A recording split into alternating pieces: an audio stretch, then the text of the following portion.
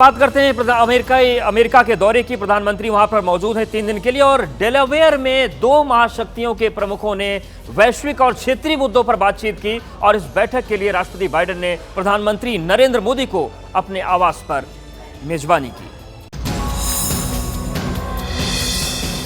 America के Delaware में राष्ट्रपति बाइडेन इस लम्हे को यादगार बनाने के लिए अपने आवास पर पीएम मोदी का गर्मजोशी से स्वागत उन्होंने किया। दोनों गले मिले, फिर उस दोस्ती को नया आयाम देने के लिए द्विपक्षीय बातचीत का दौर चल पड़ा। विदेश मंत्रालय के मुताबिक भारत अमेरिका ने आपसी साझेदारी को और गहरा करने के तरीकों पर चर्चा की। इसके अलावा बातचीत में हिंद और प्रशांत क्षेत्र के मुद्दों को भी एड्रेस किया गया। साथ ही वैश्विक और क्षेत्रीय मुद्दों पर विचारों का आदान प्रदान हुआ। 2 सुपर पावर के बीच हुई वार्ता की कुछ तस्वीरें पीएम मोदी ने भी साझा की। उन्होंने लिखा, मैं राष्ट्रपति बाइडेन को अपने आवास पर मेरी मेजबानी के लिए धन्यवाद देता हूं। हमारी बातचीत बेहद फायदेमंद रही है। हमें क्षेत्रीय और वैश्विक मुद्दों पर चर्चा करने का अवसर मिला। पीएम मोदी से मुलाकात पर राष्ट्रपति बाइडेन का एक्स पर पोस्ट छलका। उन्होंने पीएम मोदी की तारीफ में कसीदे पढ़े और लिखा, भारत के साथ अमेरिका की साझेदारी इतिहास में किसी भी समय की तुलना में अधिक मजबूत, घनिष्ठ और अधिक गतिशील है। अमेरिका के डेलावेयर में हुए शिखर सम्मेलन में प्रधानमंत्री नरेंद्र मोदी ने जोरदार भाषण दिया। इस दौरान उन्होंने बिना नाम लिए रूस यूक्रेन युद्ध का जिक्र किया और भारत के स्टैंड को मजबूती से रखा। क्वाड शिखर सम्मेलन में सबकी निगाहें पीएम मोदी और राष्ट्रपति बाइडेन पर टिकी थी। जैसे ही पीएम मोदी की बारी आई, उन्होंने युद्ध पर भारत के जरिए को सामने रखा। हम किसी के खिलाफ नहीं हैं। हम सभी एक रूल्स बेस्ड इंटरनेशनल ऑर्डर, संप्रभुता और क्षेत्रीय अखंडता के सम्मान, शांतिपूर्ण ढंग से हल निकालने के समर्थन करते हैं। यूक्रेन रूस का नाम तो नहीं लिया, लेकिन वो सारी बातें कह दी जिसका इंतजार क्वाड देश कर रहे थे। यही नहीं, जब प्रेसिडेंट बाइडेन से क्वाड के भविष्य पर सवाल किए गए तो उम्मीद भरी निगाहों से पीएम मोदी की तरफ देखे, तो प्रधानमंत्री ने भी उन्हें मायूस नहीं किया। 2025 में क्वाड लीडर्स समिट का आयोजन भारत में करने में हमें खुशी होगी। बहुत बहुत धन्यवाद।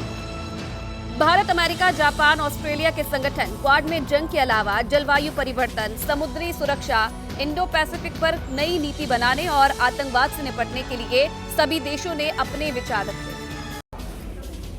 प्रधानमंत्री नरेंद्र मोदी ने जैसा ही अमेरिका में कदम रखा, वहां पर पूरा माहौल बोधमय हो गया। फिलाडेल्फिया एयरपोर्ट से लेकर डेलावेयर तक भारतीय समुदाय के लोग इन्हें स्वागत में पलके बिछा दें और प्रधानमंत्री ने भी किसी को निराश नहीं किया। अमेरिका में ये प्रधानमंत्री मोदी का ही पावर शो है। पहले इंतजार और फिर मुलाकात से मिलने वाली भारतीय समुदाय को खुशी की बानगी है। कोई झंडे लहराता दिखा तो कोई पेंटिंग के जरिए लोकतंत्र के सबसे बड़े पहरेदार का स्वागत करता नजर आया।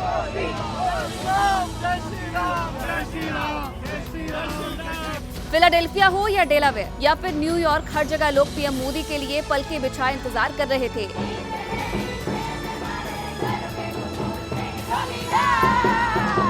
योजनाओं को लेकर जो चल रही हैं 7 समंदर पार भारत में, लेकिन कैसे ये बच्चे उन योजनाओं को अपनी पेंटिंग्स के तौर पर यहाँ पेश करके भारत की इस एक नई शुरुआत को आगे बढ़ा रहे हैं, ये देखने को तस्वीर मिली। डेलावेयर में पीएम मोदी से मुलाकात के बाद लोगों ने तारीफों के पुल बांध दिए। स्टेज पे उभर के आ रहा है तो इंडियंस को यहाँ काफ़ी इम्पोर्टेंस मिलती है।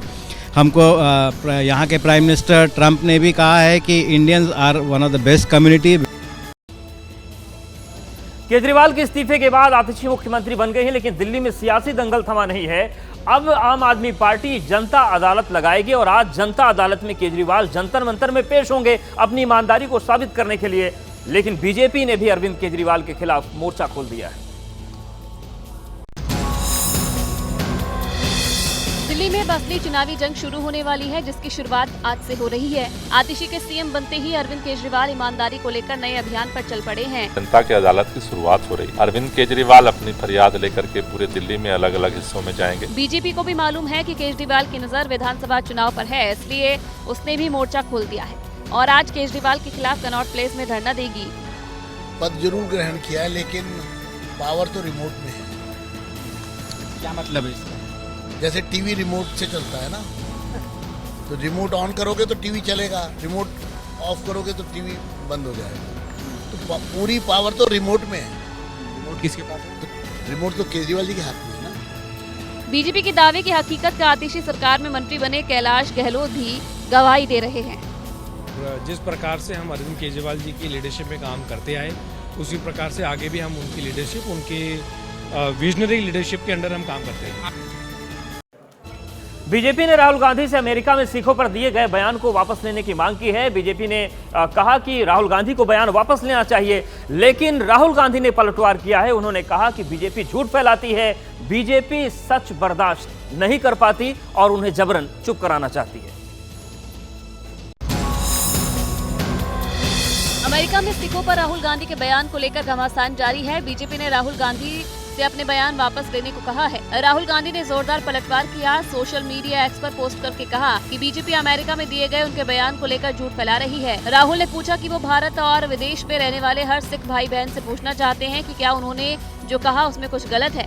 बीजेपी झूठ का सहारा ले रही है, वो उन्हें चुप कराने के लिए बेताब है क्योंकि वो सच बर्दाश्त नहीं कर सकती। पहले राहुल गांधी ने अमेरिका में झूठ बोला कि सिख देश के अंदर अपना धर्म को आजादी से पालन नहीं कर पाते, गुरुद्वारे नहीं जा सकते, उनकी पगड़ियां उतारी जा रही हैं। और अब आज ट्वीट करके फिर से उसको रिट्रेट करके कहा और पूछ रहे हम सिखों से क्या मैंने गलत बोला है। इस पोस्ट के बाद बीजेपी ने राहुल गांधी पर फिर से हमला बोला। राहुल गांधी के आरक्षण वाले बयान पर भी बीजेपी ने फिर सवाल उठाए हैं। देश के पहले प्रधानमंत्री पंडित जवाहरलाल नेहरू जी ने सभी मुख्यमंत्रियों को पत्र लिखा कि मैं देश में आरक्षण की जो व्यवस्था है इसको पसंद नहीं करता। जम्मू कश्मीर विधानसभा चुनाव के लिए केंद्रीय गृह मंत्री अमित शाह ने बीजेपी के लिए प्रचार की कमान संभाल रखी है। कई रैलियां वो कर चुके हैं, आज भी उनकी 2 रैलियां हैं। रक्षा मंत्री राजनाथ सिंह भी आज प्रचार के मैदान में उतरेंगे।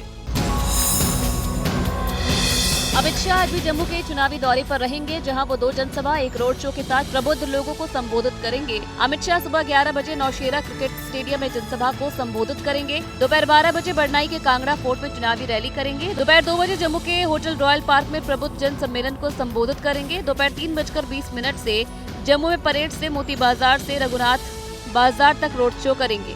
अमित शाह ने शनिवार को भी जम्मू में प्रचार किया और कांग्रेस पीडीपी पर निशाना साधा।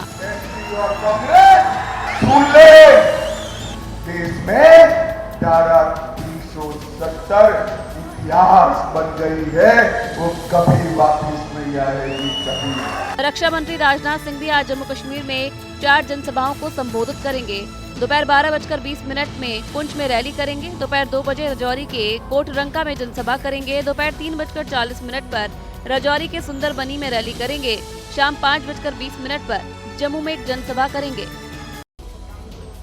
हरियाणा विधानसभा चुनाव में प्रचार दिलचस्प मोड़ पर आ गया है। सभी दलों ने अपना दमखम लगा दिया है। बीजेपी और कांग्रेस ने अपने स्टार प्रचारकों को मैदान में उतार दिया है। बीजेपी के स्टार प्रचारक और यूपी के सीएम योगी आदित्यनाथ हरियाणा के चुनावी दंगल में उतर गए हैं। आज योगी आदित्यनाथ 3 रैलियां करेंगे। सुबह 11:45 पर नरवाना विधानसभा क्षेत्र के मेला मंडी में जनसभा करेंगे। दोपहर 1:15 पर राय विधानसभा क्षेत्र के राय में राधा कृष्ण मंदिर जखोली में रैली करेंगे। दोपहर 3 बजे अस्तांद विधानसभा क्षेत्र के अस्तांद में न्यू अनाज मंडी में जनसभा करेंगे। कांग्रेस ने भी हरियाणा में चुनाव प्रचार में अपनी पूरी ताकत झोंक दी। पार्टी के टॉप लीडर रैलियां कर रहे हैं। कांग्रेस अध्यक्ष मल्लिकार्जुन खड़गे आज हरियाणा में 2 जनसभाएं करेंगे। दोपहर 12 बजे अम्बाला सिटी में रैली करेंगे तो दोपहर 2:30 बजे घरौंडा में एक जनसभा को करेंगे।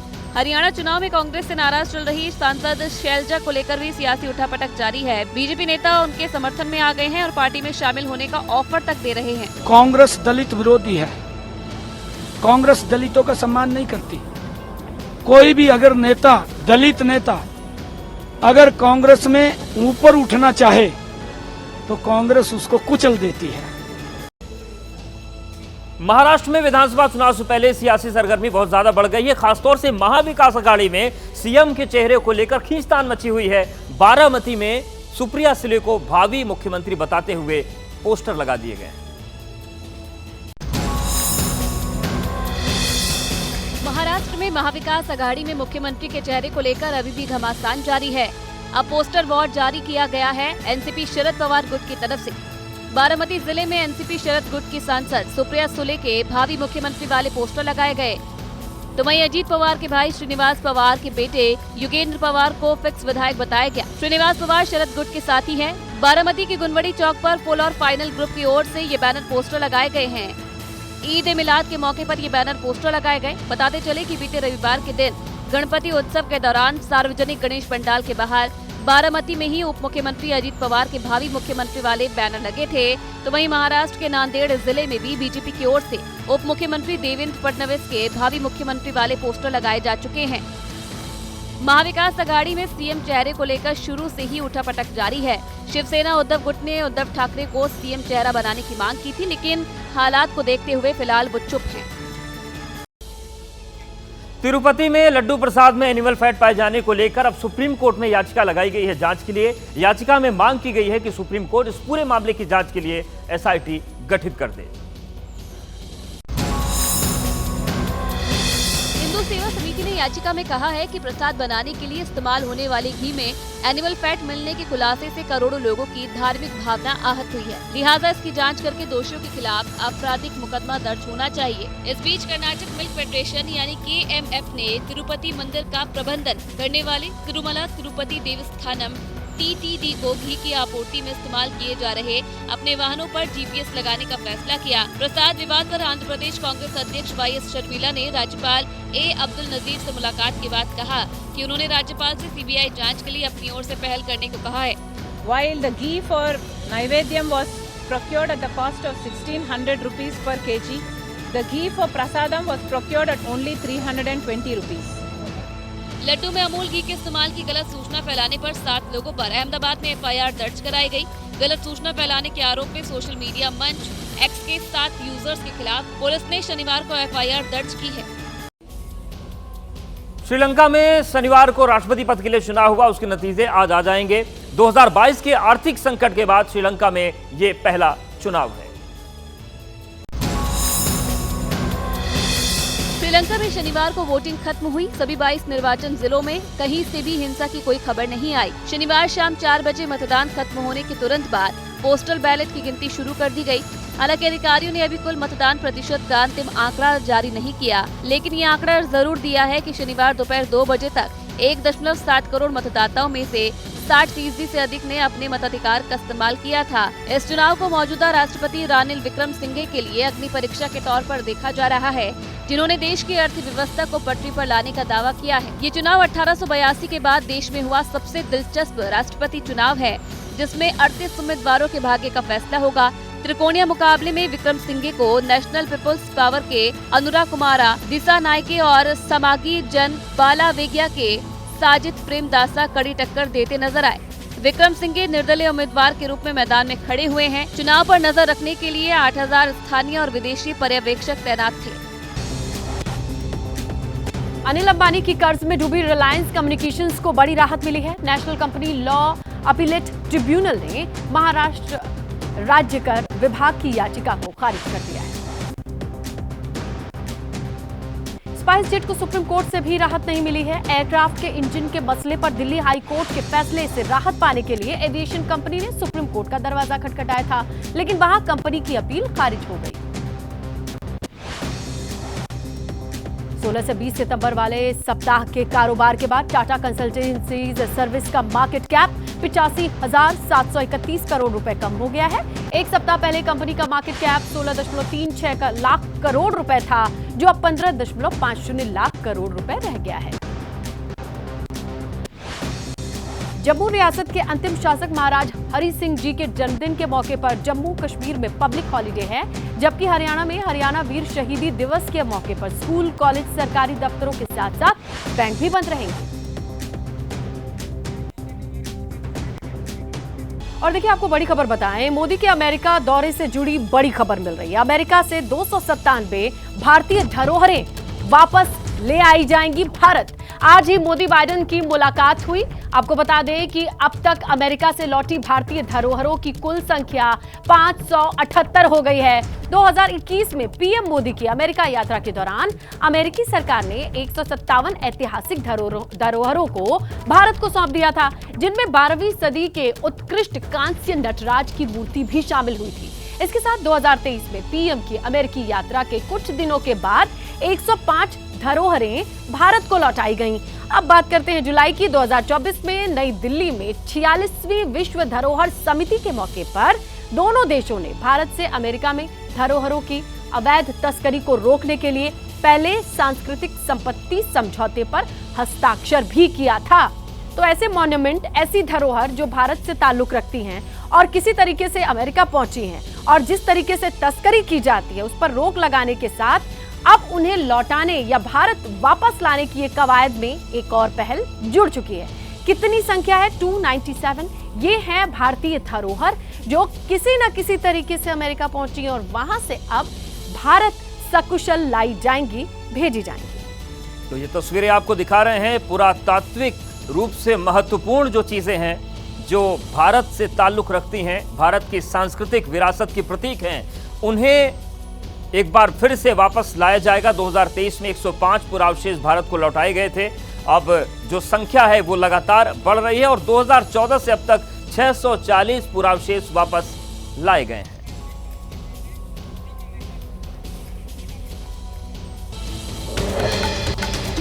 पीएम मोदी क्वाड शिखर सम्मेलन में शामिल हुए। सम्मेलन स्थल पर अमेरिकी राष्ट्रपति जो बाइडेन ने गर्मजोशी के साथ स्वागत किया। क्वाड शिखर सम्मेलन में बोले पीएम मोदी, हम किसी के खिलाफ नहीं, यूक्रेन और गाजा का बिना नाम लिए कहा, हम सभी मसलों का शांतिपूर्ण समाधान चाहते हैं। अमेरिकी राष्ट्रपति जो बाइडेन ने कहा, इंडो पैसिफिक क्षेत्र में नई पहल की शुरुआत हुई है, हमारे क्षेत्रीय भागीदारों को मिलेगी नई समुद्री तकनीकें। क्वाड नेताओं ने की भारतीय महासागर में भारतीय भूमिका की तारीफ। सूत्रों के मुताबिक जापानी प्रधानमंत्री किशिदा ने voice of global south summit की पहल का समर्थन किया। सूत्रों के मुताबिक ऑस्ट्रेलियाई प्रधानमंत्री अल्बनीज ने कहा, भारत प्रमुख शक्ति है। राष्ट्रपति बाइडेन बोले, भारत के अनुभव और भारतीय महासागर में नेतृत्व से सीखने की जरूरत। क्वाड समिट से पहले पीएम मोदी और राष्ट्रपति बाइडेन की मुलाकात हुई। डेलावेयर में हुई बैठक। बाइडेन ने पीएम मोदी के पोलैंड यूक्रेन दौरे की तारीफ की। पीएम मोदी बाइडेन के बीच द्विपक्षीय संबंधों को बढ़ावा देने पर बातचीत हुई। महत्वपूर्ण समुद्री रास्तों की सुरक्षा पर बातचीत हुई। वैश्विक क्षेत्रीय मुद्दों पर भी मंथन हुआ। प्रधानमंत्री नरेंद्र मोदी के अमेरिका दौरे का आज दूसरा दिन। पीएम मोदी फिलाडेल्फिया से न्यूयॉर्क पहुंचे। यूएन में भविष्य के शिखर सम्मेलन में हिस्सा लेंगे। भारतीय समुदाय को भी संबोधित करेंगे। आज रात ही सीईओ राउंड टेबल में हिस्सा लेंगे। पीएम मोदी का अमेरिका में भव्य स्वागत हुआ। पीएम मोदी के स्वागत में बच्चों ने पेंटिंग्स बनाई। भारतीय समुदाय के लोगों से मिले पीएम मोदी। और अब बात कर लेते हैं देश भर में बाढ़ और बारिश से जुड़ी खबरों की।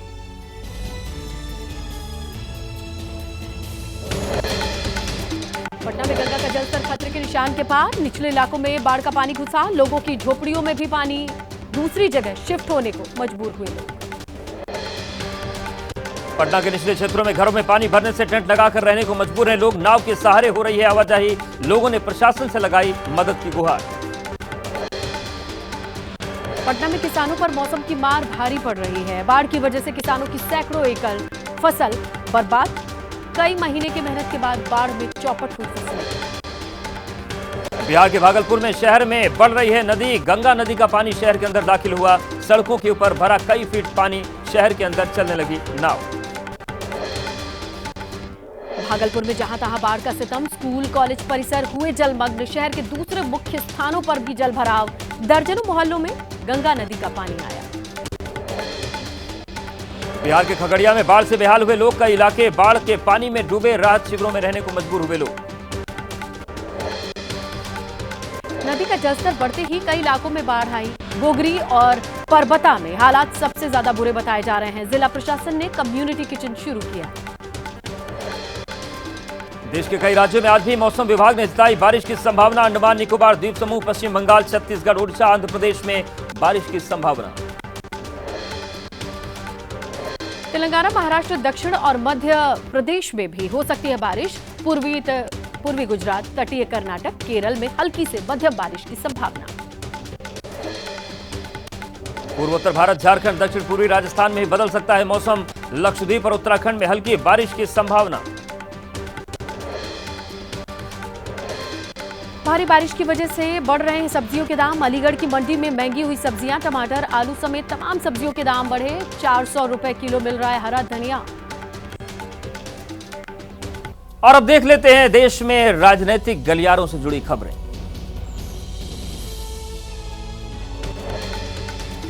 केजरीवाल दिल्ली की सभी विधानसभा में लगाएंगे जनता की अदालत। आज जंतर मंतर से इसकी शुरुआत होगी। हर विधानसभा में जनता के बीच रखेंगे अपना पक्ष।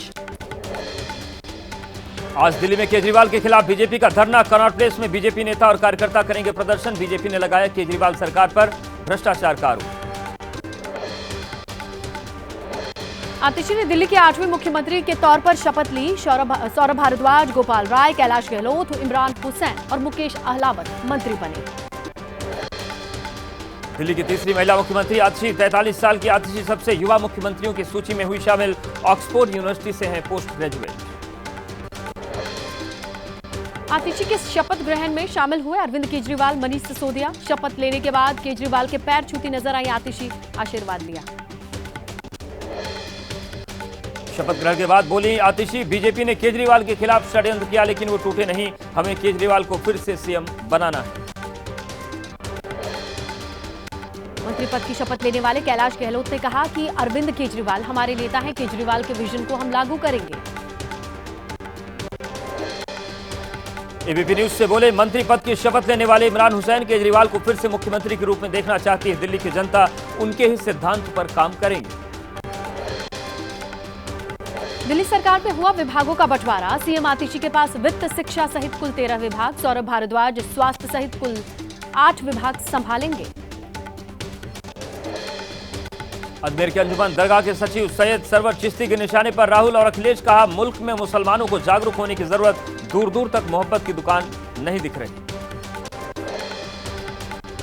तिरुपति के लड्डू प्रसादम में एनिमल फैट का मामले की जांच के लिए सुप्रीम कोर्ट में याचिका। जांच के लिए एसआईटी का गठन कराने की मांग। तिरुपति लड्डू प्रसादम विवाद पर आंध्र प्रदेश कांग्रेस अध्यक्ष वाईएस शर्मिला ने की राज्यपाल से मुलाकात। सीबीआई जांच के लिए अपनी ओर से पहल करने को कहा। अहमदाबाद में तिरुपति लड्डू में अमूल घी के इस्तेमाल की गलत सूचना फैलाने पर 7 लोगों पर एफआईआर दर्ज हुई। सोशल मीडिया मंच एक्स 7 यूजर्स के खिलाफ पुलिस ने एफआईआर दर्ज की। बागेश्वर धाम के पीठाधीश्वर धीरेन्द्र कृष्ण शास्त्री ने मांग की सनातन धर्म के खिलाफ सोची समझी साजिश। सनातन धर्म से खिलवाड़ करने वालों के खिलाफ कठोर कार्रवाई।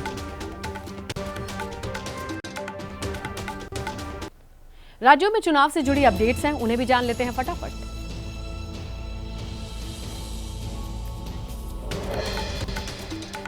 जम्मू कश्मीर के दौरे पर गृहमंत्री अमित शाह नौशेरा विधानसभा में जनसभा को संबोधित करेंगे। कल राजौरी में पीडीपी, एनसी और कांग्रेस पर बोला था हमला। रक्षा मंत्री राजनाथ सिंह आज जम्मू कश्मीर में 4 जनसभाओं को संबोधित करेंगे। पुंछ जम्मू में रैली करेंगे। राजनाथ सिंह की राजौरी में 2 जनसभाएं हैं। बीजेपी अध्यक्ष जेपी नड्डा जम्मू में करेंगे जनसभा। ग्रेटर कैलाश इलाके में करेंगे रोड शो। प्रबुद्ध जनों के सम्मेलन को भी करेंगे संबोधित। जम्मू में खड़गे ने बीजेपी पर निशाना साधा। कहा कि हमेशा झूठ बोलती रही है बीजेपी। जम्मू कश्मीर को स्टेटहुड दिलाने की पूरी कोशिश रहेगी। कांग्रेस ने हरियाणा के चुनाव प्रचार में उतारे बड़े नेता। आज कांग्रेस अध्यक्ष खड़गे की हरियाणा में 2 जनसभाएं। अंबाला सिटी और घरौंडा में रैली करेंगे। आज हरियाणा में यूपी के सीएम योगी आदित्यनाथ की 3 जनसभाएं हैं। नरवाड़ा, राय और असांध भी जनसभाओं को संबोधित करेंगे। केंद्रीय मंत्री मनोहर लाल खट्टर ने कुमारी सैलजा को बीजेपी में आने का ऑफर दिया। सूत्रों के मुताबिक टिकट बंटवारे को लेकर कांग्रेस से नाराज है सैलजा। सैलजा को खट्टर के ऑफर पर कांग्रेस अध्यक्ष मल्लिकार्जुन खड़गे का पलटवार। कहा वो हमारी चिंता ना करें, पहले अपना घर संभालें। हरियाणा के सीएम नायब सिंह सैनी ने कहा कुमारी सैलजा ने सीएम बनने की मांग की तो क्या गुनाह कर दिया। कांग्रेस परिवारवाद से आगे नहीं सोचती। कुमारी सैलजा के मामले पर कांग्रेस सांसद दीपेंद्र हुड्डा ने कहा सारे नेता मिलजुल कर चुनाव लड़ेंगे। सभी आपको चुनाव प्रचार में दिखेंगे। हरियाणा में बीजेपी को फिर लगा झटका। पूर्व मंत्री कांता देवी ने ज्वाइन की कांग्रेस। झज्जर के पूर्व बीजेपी जिलाध्यक्ष और प्रदेश प्रवक्ता भी छोड़ चुके हैं पार्टी। झारखंड और महाराष्ट्र विधानसभा चुनाव की तैयारी। 23 और 24 सितंबर को झारखंड दौरे पर केंद्रीय चुनाव आयोग की टीम। 26 सितंबर को जाएगी महाराष्ट्र। बीजेपी के आरोपों पर बोले लोकसभा में नेता प्रतिपक्ष राहुल गांधी। झूठ फैला रही बीजेपी मुझे चुप कराना चाहती है। राहुल गांधी ने एक्स पोस्ट में कहा क्या मैंने ऐसा गलत कहा? क्या भारत ऐसा देश नहीं होना चाहिए जहां हर सिख, हर भारतीय बिना डर के अपने धर्म का पालन कर सके? बीजेपी ने की थी राहुल से सिख समुदाय पर थी अपने बयान को वापस लेने की मांग। कई सिख समूहों ने संयुक्त बयान दिया था हवाला। राहुल गांधी ने बीजेपी पर लगाया आरोप, हमेशा की तरह बीजेपी झूठ का सहारा ले रही है। वो मुझे चिप कराने के लिए बेताब हैं क्योंकि वो सच बर्दाश्त नहीं कर सकते। बीजेपी नेता मनजिंदर सिंह सिरसा ने कहा राहुल गांधी को झूठ बोलना बंद करना चाहिए और सिख कौम से मांगनी चाहिए माफी। कानून मंत्री अर्जुन राम मेघवाल ने गांधी परिवार को बताया आरक्षण विरोधी। कहा डीप फेक से बीजेपी नेताओं के बयान को तोड़ मरोड़ कर पेश किया जा रहा है। यूपी सरकार के मंत्री रविंद्र जायसवाल का अखिलेश राहुल पर विवादित बयान। अखिलेश को बताया कंस का अनुयायी। तिरुपति मंदिर मामले में की जांच की मांग। महाराष्ट्र में मुख्यमंत्री के चेहरे को लेकर के पोस्टर वॉर जारी है। सुप्रिया सुले को बताया अगला मुख्यमंत्री। अजित पवार के भतीजे युगेंद्र पवार को बताया फिक्स विधायक। केंद्र सरकार ने दिल्ली, हिमाचल, मध्य प्रदेश और मद्रास समेत 8 हाईकोर्ट के चीफ जस्टिस की नियुक्ति की अधिसूचना जारी की। झारखंड हाईकोर्ट में जस्टिस एमएस रामचंद्र राव को चीफ जस्टिस नियुक्त करने की अधिसूचना जारी। बड़ी खबर मिल रही है, आपको बताएं जम्मू कश्मीर में सुरक्षा बलों को कामयाबी मिली है। आरएसपुरा सेक्टर में घुसपैठ की कोशिश नाकाम कर दी गई है। बीएसएफ ने घुसपैठ की कोशिश को नाकाम किया है। बीएसएफ ने भारी मात्रा में हथियार भी बरामद किया है। यानी बीएसएफ को बड़ी कामयाबी मिली है आरएसपुरा सेक्टर में, जहां गश्ती के दौरान पहले तो इनपुट मिलता है कि घुसपैठ की कोशिश हो सकती है, उसके बाद ऑपरेशन चलाया जाता है, कॉम्बिंग बढ़ाई जाती है। ऐसे में बीएसएफ को कामयाबी भी हाथ लगी है और ऐसे हथियारों के साथ एक जखीरे को बीएसएफ की पूरी टीम ने, जवानों ने बरामद किया है। तो ये नापाक कोशिश थी, घुसपैठ करना चाहते थे, लेकिन बीएसएफ ने मंसूबों पर पानी फेर दिया। अजय बाचलू के पास ज्यादा डिटेल है, उनसे जानकारी लेते हैं। अजय, क्या क्या जानकारी साझा की गई है बीएसएफ की ओर से? देखिए, बीएसएफ की तरफ से कहा गया है कि जो दरमियानी रात है 21 और 22 सितंबर की, वहां बीएसएफ ने, जो कि जम्मू के आरएसपुरा सेक्टर में तैनात है, ये अंतर्राष्ट्रीय सीमा है, वहां पर कुछ संदिग्ध मूवमेंट देखी। संदिग्ध मूवमेंट को देखते ही जब वहां पर बीएसएफ ने फायर किया, क्योंकि एक जो घुसपैठिया जो है वो भारतीय सीमा के पास की तरफ बढ़ रहा था, क्योंकि चुनाव है, ऐसे में बीएसएफ जो है वो बॉर्डर पर अलर्ट है। तो जब बीएसएफ ने फायरिंग की तो घुसपैठिया संभवतः वापस पाकिस्तान की तरफ भागा और जैसे ही सुबह सुबह की पहली रोशनी आई तो वहां पर जब सर्च की गई बीएसएफ की तरफ से, तो वहां पर बीएसएफ को 2 पिस्टल की 4 मैगजीन, जिसमें 9 mm के करीब 20 राउंड थे, एक AK-47 राइफल, जिसमें एक मैगजीन थी और उसमें करीब 17 राउंड्स थे, ये बरामद किया। ये बता दूं, ये चुनाव आते आते जैसे ही चुनाव की यहाँ प्रक्रिया शुरू हुई है,